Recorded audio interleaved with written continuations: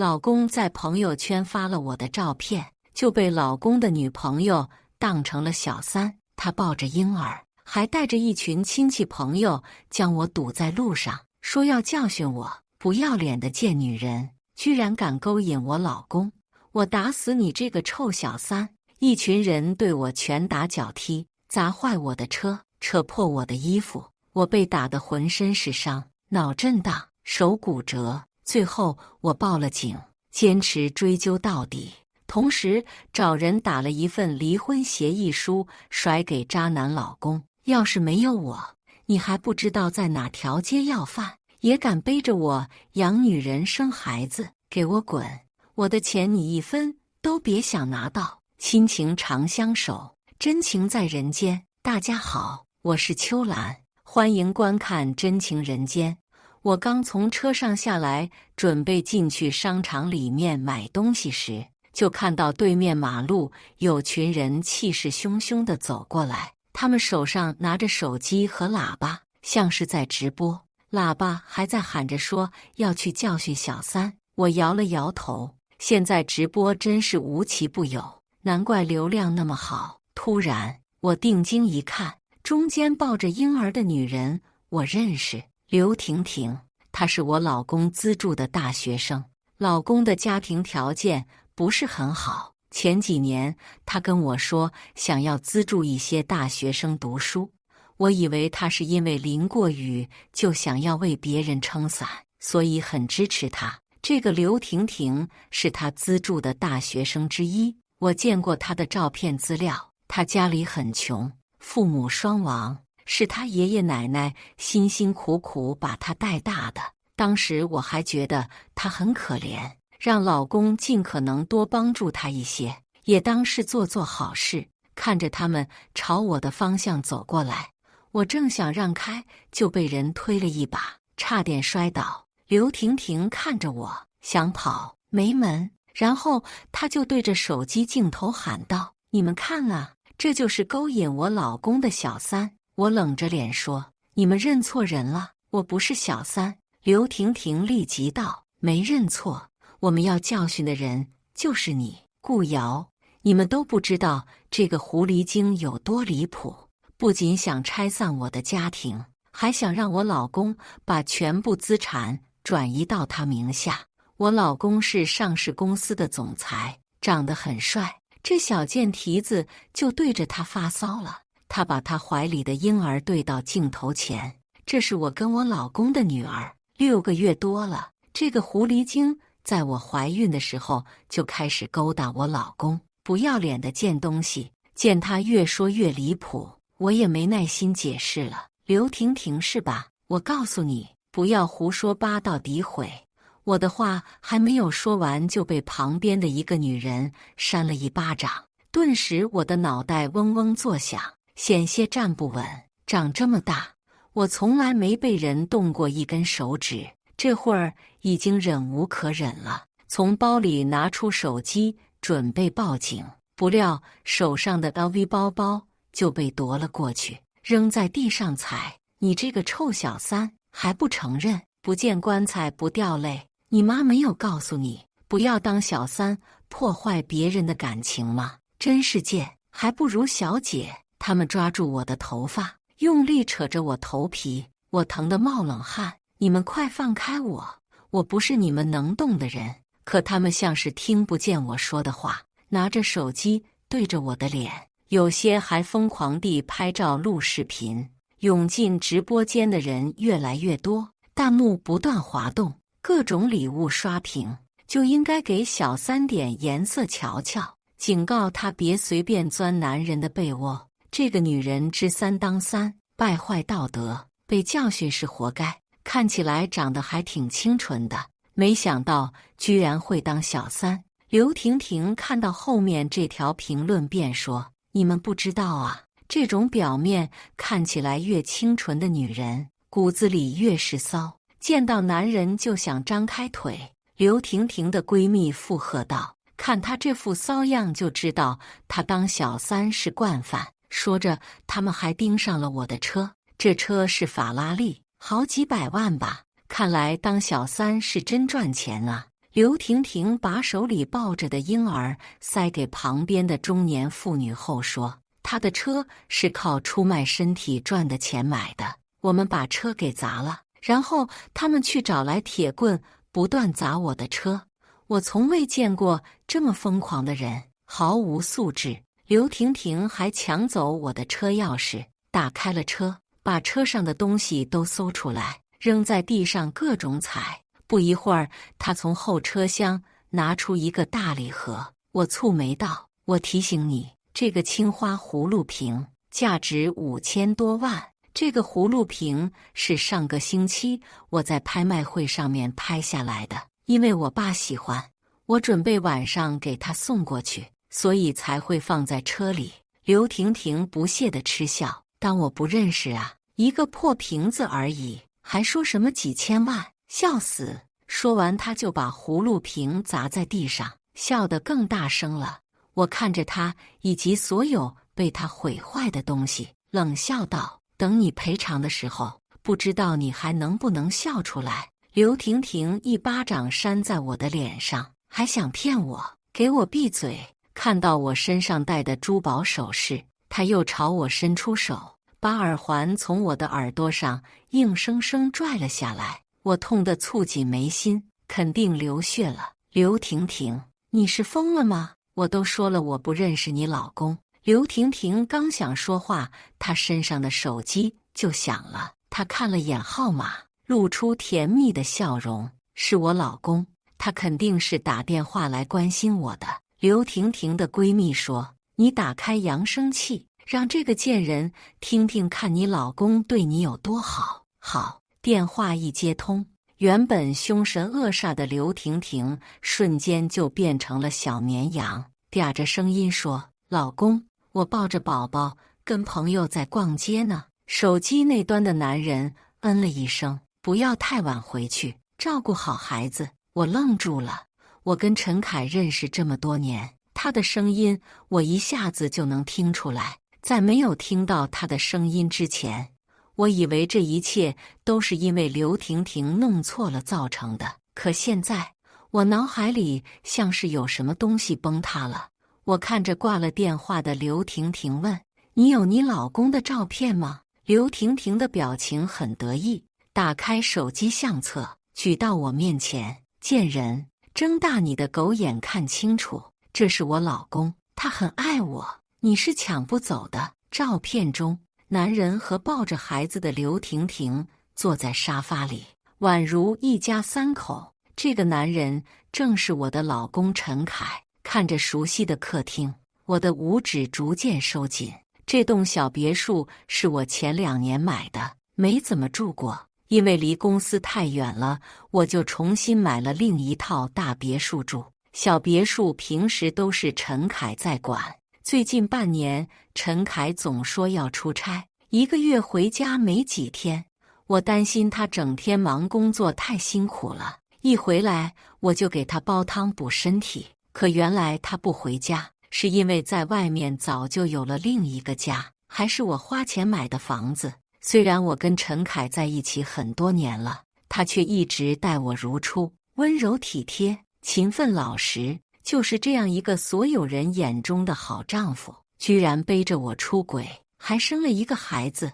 我还记得结婚那天，陈凯哭着发誓说会一辈子对我好。刘婷婷见我沉默，以为我是心虚了，又拿了一张照片给我看，这是我跟我老公的结婚证。要不是我怀孕生孩子，我老公还想给我举办一场盛大的婚礼呢。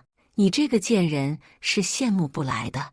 我看着结婚证上面的照片和名字，十分疑惑。不可能的，我跟陈凯没有离婚，如果他们结婚了，那陈凯就犯了重婚罪。但不等我多想，刘婷婷又继续把我脖子上戴的项链扯了下来，紧跟着她还想来抢我的手镯。我惊慌地喊道：“手镯不能碰，别的都可以给你们，这个手镯不能动。”刘婷婷让她的2个闺蜜按住我的手，她把手镯从我手腕上取了下来。我紧张地道：“还给我，把我的手镯还给我。”刘婷婷，只要你把手镯还给我，你们砸坏我的车，摔碎我古董的其他损失都可以不追究。求求你，把手镯还给我。”刘婷婷看着我，笑得很猖狂。看到你这么怕，还挺好玩的。我心急如焚，低吼道：“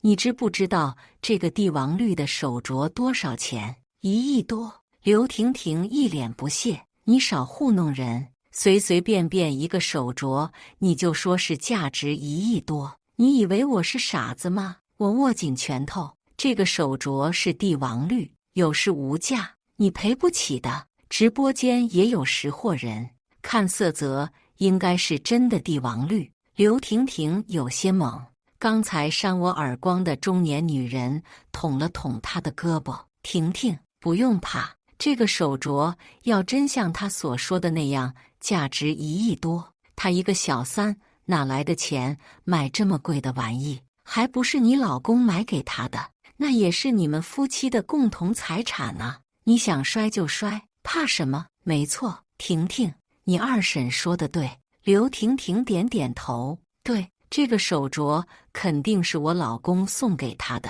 也是我的钱。”我看着他们，怒得气血翻涌的厉害。一群蠢货！听清楚了，我才是陈凯的合法妻子，你们一定会为你们的愚蠢付出代价的。可我说的话被他们的咒骂声淹没了，我被死死按在地上，不管怎么拼命挣扎都没用。刘婷婷把手镯举在半空中，对我露出一抹恶意的笑：“你越是在乎，我就越是要毁掉。谁让你当小三，破坏我的家庭？”她的话音落下，手指一松，我尖叫道：“不要！”啪的一声，手镯落在地上，摔碎了。我整个人气得浑身发抖。我心痛的不是钱，因为这个手镯对我来说意义非凡。小时候爸妈都很忙，我是被奶奶带大的。前2年她去世了，这是她临终之前送给我的。带着这个手镯，就像是奶奶还待在我身边一样。现在碎了，唯一的念想也没有了。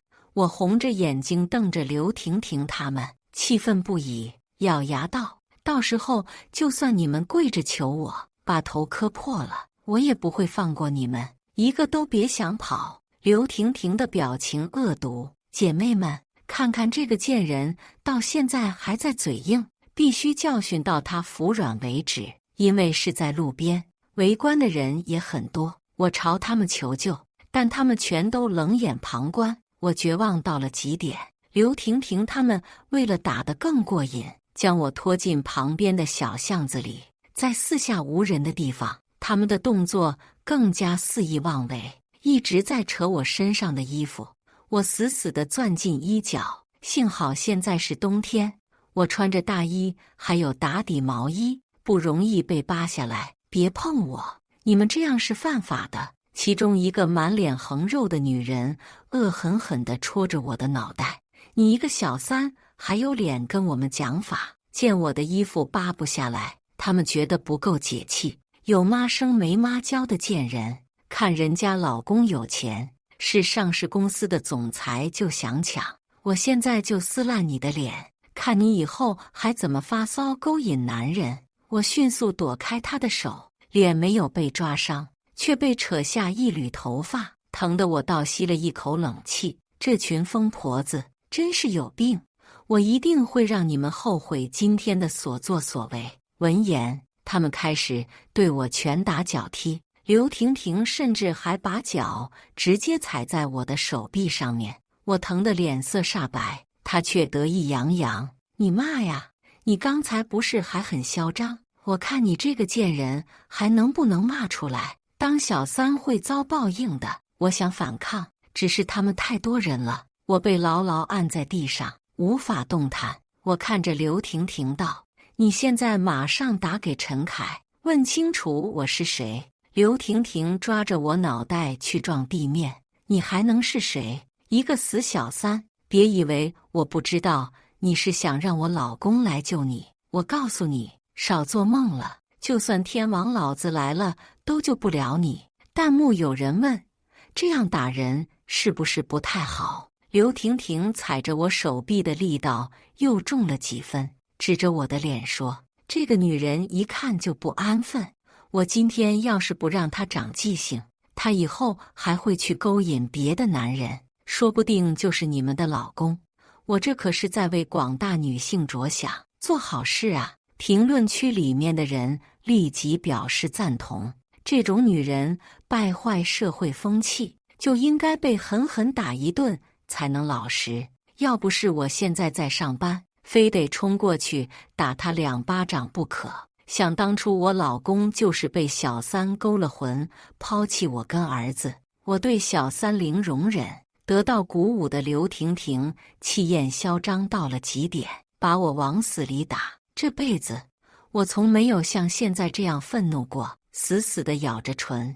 蓦然我两眼一黑，晕过去前我好像听到了警车声。我醒过来的时候，人已经躺在医院的病床上了。医生说我全身有多处外伤，脑震荡，左手骨折。我看了下包扎着纱布的手臂，冷笑了一声：“这些垃圾，我会一个一个的收拾。”隔壁病床上的女人突然朝我呸了一声：“你就是那个小三吧？要点脸吧？破坏别人的家庭，活该被打。”我看了她一眼，没有理会。直播在我晕过去后就被中断了，所以至今没人知道我的真实身份，认定我就是刘婷婷口中的小三。我让医生把我转到高级 VIP 病房，医生照做。几分钟后，我躺在 VIP 病房，拿起手机，屏幕已经被踩碎了，不过好在还能使用。我正准备打电话，就看到有很多个未接来电，都是陈凯的。我没接，他又给我发信息：“老婆，你在哪里？快接电话呀！”我都要担心死了。他应该是看到了直播，毕竟闹得那么大，就算他没有关注，身边的人也会告诉他的。我跟陈凯是在读高3的时候认识的，他很努力，学习成绩也好，而我的成绩很差，经常被点名。他主动在放学后帮我补课，在他的帮助下，我的成绩有了很大的提升。然而我们并没有擦出什么火花，仅仅只是同学关系，因为他把注意力都放在学习上面，想要考上名牌大学。后来在一次登山活动中，我不小心扭伤了脚，没办法走路，陈凯就背着我下山。当时的天气很热，我让他放我下来，他不肯，一路背着我下山，即使他累得满头大汗，气喘吁吁，最后他把我安全送到医院，然后就因为中暑晕倒了。我很感动。那天过后，我们的关系也渐渐升温，变成了恋人。我爸妈从小就教我做人要低调，所以陈凯不知道我家很有钱，也不知道我珠宝大亨的女儿。他对我很好，会把所有好吃的都留给我，还会去兼职攒钱给我买生日礼物，把我捧在手心里。他虽然贫穷，却给了我满满的爱。跟他在一起，我觉得很幸福。高考结束后，陈凯如愿考上了名牌大学，他家里却没办法帮他交学费，他沮丧又无能为力，只能放弃上大学。我不忍心看他放弃梦想，于是让我爸资助他，一直到他读完大学的所有费用都是我爸出的，但他一直都不知道，以为是某个好心的企业家。直到毕业后，我才把这件事以及我的真实身份告诉他，他很震惊，不过很快就接受了。我们的感情依旧如初。我决定要跟他结婚时，我爸妈不同意，觉得他家太穷了，跟我不匹配。当时我还觉得他们太在意门当户对是不对的。陈凯在我家门口跪了1天1夜，才征得我爸妈同意。看到他这么有诚意，我也更加坚信我没有看错人。我跟陈凯结婚后没多久，我爸就给我一笔钱，让我去创业，让我磨练的差不多，再回去接管家里的公司。我拿着钱开了一家公司，让陈凯跟我一起管理。我是董事长，他是总裁，陈凯的工作能力是不错，可做生意的经验不足，又太过固执，总是比较莽撞。公司的人对他很不服气，我在背后替他解决了不少麻烦，偶尔说他几句，他还不高兴了。可他不会在我面前表现得太过明显。我扯了扯唇，我向往的美好婚姻，愿以岁月可回首，且深情共白头，终究只是一场笑话罢了。正发着呆，陈凯的电话又打了过来，我按掉，打给了秘书。在我的指导下，他快速打印出一份离婚协议书。没过多久，秘书就带着离婚协议书来到了医院。刘婷婷以及她那群亲戚朋友都被警方带走了。我从病床上下来，在秘书的搀扶下走出医院，来到警局。刘婷婷一看到我就怒气冲冲地道：“你们为什么不抓他这个小三，要来抓我？”我看了他一眼，走到警察面前：“你好。”刘婷婷等人故意殴打我，还砸坏我的车，损坏我价值2亿的贵重物品。这件事我要追究到底，麻烦你们了。刘婷婷朝我骂道：“你这个贱人又在骗人了！你那些破玩意值2亿，你怎么不干脆去抢啊？”她的闺蜜点头道：“就是，别以为我们不知道，那就是一堆假货而已，骗谁呀？”我的秘书眼神鄙夷地看着刘婷婷他们，开什么玩笑？我们顾总家里是做珠宝的，怎么可能会带假货？刘婷婷冷哼道：“家里做珠宝，我看是做小三吧，说不定他妈也是小三。”他的话还没有说完，我就上前一巴掌扇在他的脸上：“你再侮辱我妈试试！”刘婷婷气急败坏，瞪大眼睛：“贱人！你敢打我！”他张牙舞爪，要朝我扑过来。我的秘书正准备去拦住他，警察就先一步制止了刘婷婷的动作。这里不是你胡闹的地方！刘婷婷愤愤不平：“你们为什么要帮着这个小三，不帮我这个原配呀？”警察淡淡地道：“人家是珠宝大亨的女儿，会去当小三？”刘婷婷明显不信，嗤笑。她要是珠宝大亨的女儿，我家还有矿呢。她身边的人也跟着哄笑了起来。就是啊，说好点是小三，说难听她就是出来卖的。我冷冷看着他们，到了这一刻，他们依然如此愚蠢，真替他们的无知感到悲哀。从他们的对话中，我才知道，原来刘婷婷会知道我，是因为昨晚我过生日，陈凯陪我吃了一顿饭，就说有事要走了。我有点小不开心，他为了哄我才把我的照片发在朋友圈，配文：“老婆生日快乐，我爱你。”但他又太粗心了，忘记设置分组，让刘婷婷看到了这条朋友圈，他才会来找我。而刘婷婷所说的转移资产，是之前我让陈凯卖了几栋房子，他把钱打到我的账户。我没有理会刘婷婷他们，反正很快他们就笑不出来了，等待他们的是法律的制裁。10分钟后，陈凯急匆匆地走了进来，刘婷婷让她的闺蜜悄悄打开直播，想利用舆论帮他们。镜头对准了陈凯，评论区一片哗然。这就是男主角啊，长得确实很帅，怪不得那么招小三。我们支持原配维权，让所有小三通通去死。刘婷婷看到这些评论很满意，底气十足。陈凯径自走到我面前，满脸关心地问：“老婆，你的手怎么了？严不严重？”我静静地看着陈凯，冷冷地扯了扯唇。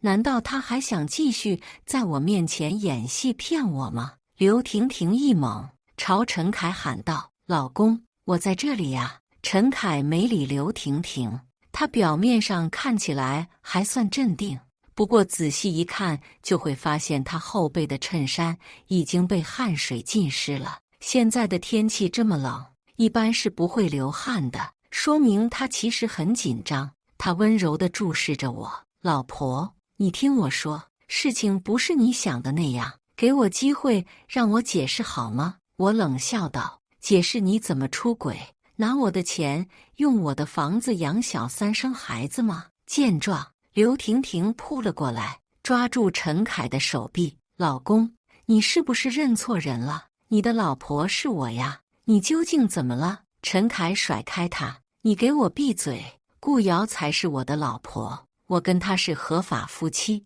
你不是，滚远点，别害我。也就是说，他给刘婷婷的那本结婚证是假的。刘婷婷难以置信地看着陈凯，仿佛脸上的表情都不知道要怎么调动。她呆呆地问：老公，你是在跟我开玩笑对不对？刘婷婷怀孕后就闹着要结婚，陈凯没办法，就找人随便做了一本假的结婚证骗她，再加上有那栋小别墅给她住，她就沉溺在自己想象的美梦里。陈凯现在忙着安抚我，压根没去管刘婷婷。叫你滚，你没听见吗？他深情款款地看着我：老婆，我是爱你的，你才是我唯一的妻子。外面那些女人，我只是跟她们玩玩而已，不是真心的。刘婷婷如同五雷轰顶般僵住，她那群亲戚朋友的脸色就像是被打翻的颜料盘，十分精彩，因为他们没想到我才是原配。他们帮了刘婷婷这个小三，反倒把自己搭了进去。如果她真是珠宝大亨的女儿，我们砸的那些东西就是真的。2亿怎么办呢？他们拽着刘婷婷咒骂道：你不是说你跟陈凯结婚了？你说话呀！你这个小三，我们被你害死了。我早就说了，不要把人打得太狠，你们就是不听。你什么时候说过呀？看着他们狗咬狗，互相推脱责任，我冷笑不止。这才到哪？除了2亿的赔偿金额，他们还把我打进医院，这个牢他们是坐定了。陈凯看着我说：老婆，我送你回医院，这里的事交给我来处理，你放心，那些伤害你的人我一个都不会轻饶。刘婷婷的脸白得像鬼，双腿发软，跌坐在地上，仿佛无法接受这个残忍的事实，嘴里喃喃地道：怎么会这样？她放声痛哭：陈凯，你这个王八蛋，我还给你生了女儿，你这样骗我！我冷冷地看着陈凯，事到如今，他以为我还会相信他，真是把我当成一个傻子了。我从秘书手里接过离婚协议书，扔在他的脸上，居高临下地道：陈凯，要是没有我，你还不知道在哪条街要饭，也敢背着我养女人生孩子，给我滚！我的钱你一分都别想拿到！陈凯捡起离婚协议书，翻开一看，上面写了我要他净身出户。他彻底慌了神。不，老婆，我不想跟你离婚，我知道错了。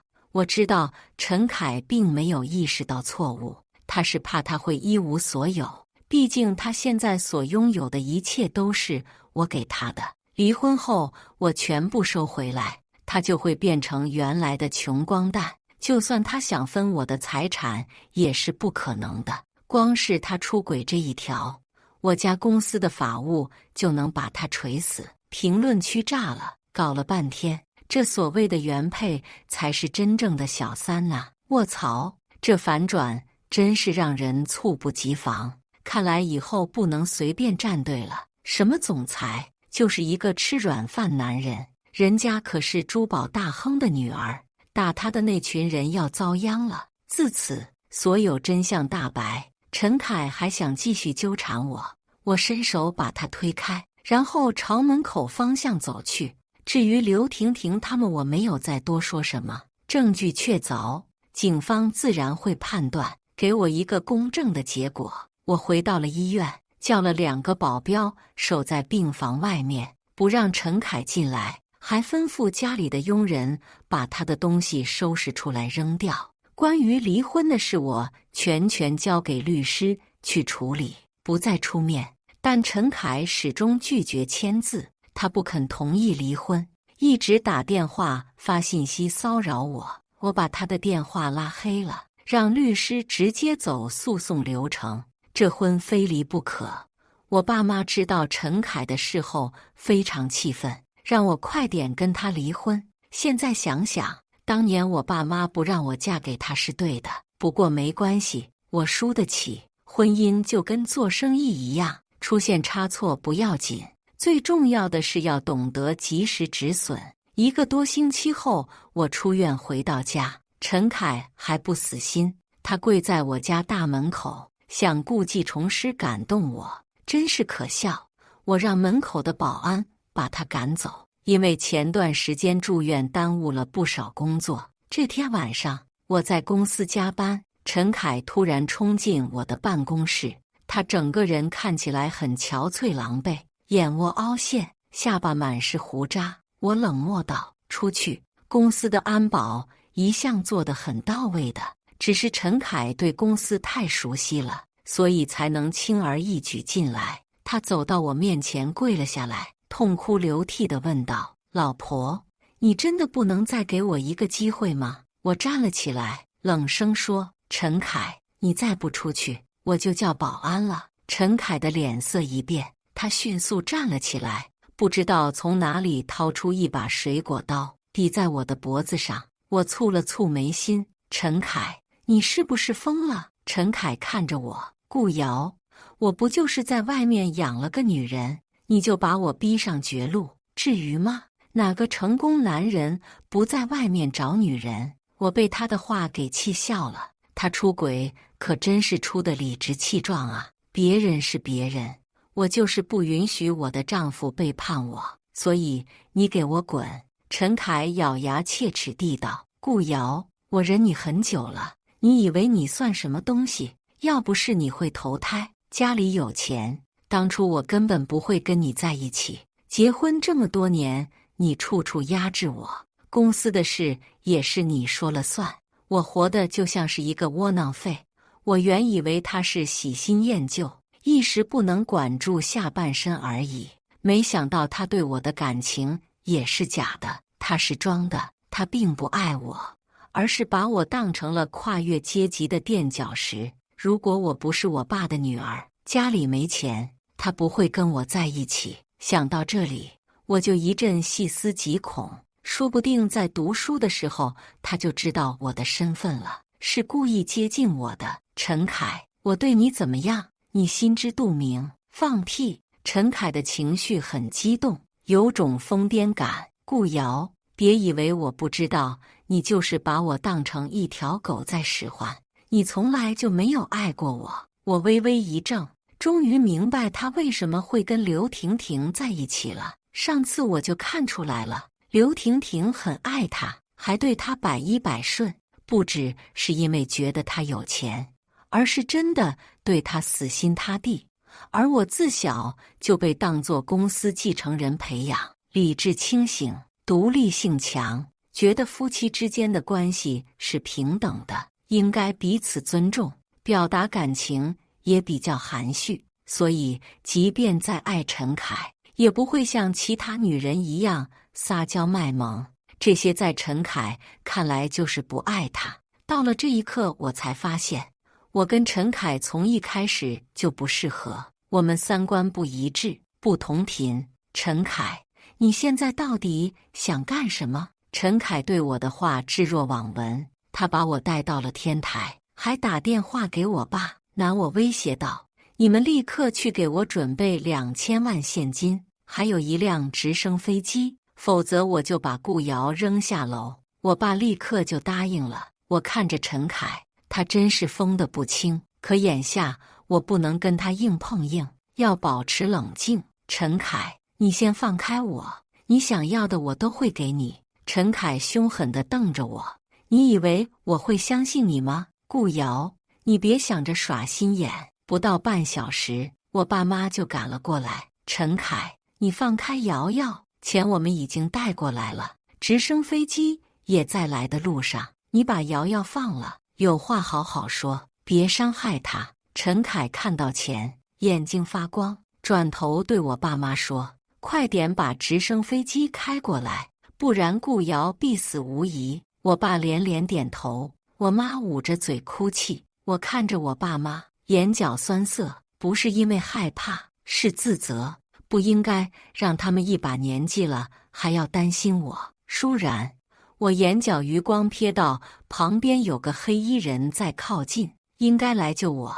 我怕陈凯会发现，故意跟他说话，分散他的注意力。陈凯，你不就是想要钱？只要你别伤害我，就可以顺利拿着钱走。你放心吧，毕竟做过夫妻，我不会对你赶尽杀绝的。飞机很快就到了，陈凯的手紧了紧，刀锋离我的脖子又近了1寸。闭嘴！我不想听你说话。我屏住了呼吸，不再出声。下一秒，黑衣人朝陈凯扑了过去，我迅速躲开。陈凯倒在地上，几个警察冲了上来，将他按住。